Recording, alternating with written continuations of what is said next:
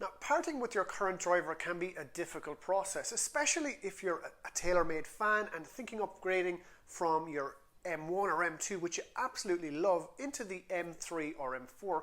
You're wondering, is this driver a whole lot better than what I have currently? There's always that fear that by changing you'll be somehow at a disadvantage or left behind your playing partners. We feel your pain.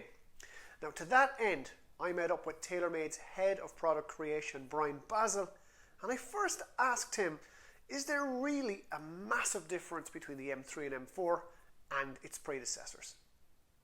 In my opinion, and for some golfers, it's going to be incredible gains, and for other golfers that may be incredibly fit, even on tour, you got guys like Dustin and Rahm who are like the top of their game. They had M2s, M1s before, and now they're picking up 2-3 miles an hour of ball speed, and their level of confidence with how straight they're hitting it is a part of that. And so 2 to 3 miles an hour for the top level player is incredible breakthrough. Now, for the average golfer, I always recommend getting fit first, and then Twist Face is going to take over and help them on their mishits beyond any other product out there.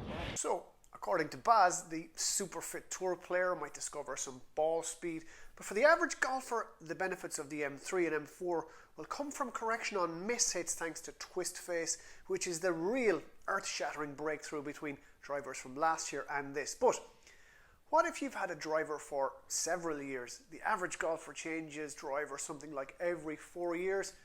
What then could you expect by trading in your old driver for an M3 or M4? Well, I mean, everywhere across the board, we've innovated, from speed, ball speed, to launch angle, to spin rate, to forgiveness. Honestly, it's going to be straighter, it's going to be longer, and from a personalization standpoint, you're going to be able to dial it in for you far beyond what you could do 5 years ago. So there is so much value to going out and trying these new products, because you're going to the game's going to be a little easier for you. And that's really, at the end of the day, that's our job at TaylorMade, try to make you better today than you were yesterday.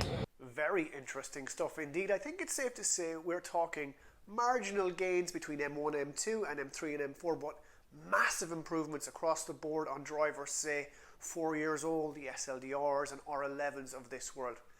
And that is really the key to advancement and improvement, step by step, little by little.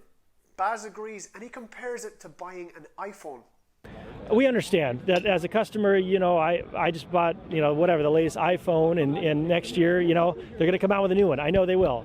And so our job is to create that next one, compelling enough for you to consider it, but not to feel like you have a completely inferior product. The M1 last year, the M2, they were groundbreaking, industry leading at the time, but we've made something better here that you want to go try.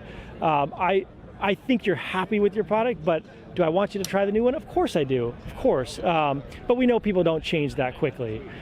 So if you wait a couple of years, of course, your leap in performance, like we talked about, that kind of 4 or 5 year gap is going to be even bigger. Every year you're going to see a little bit of an improvement.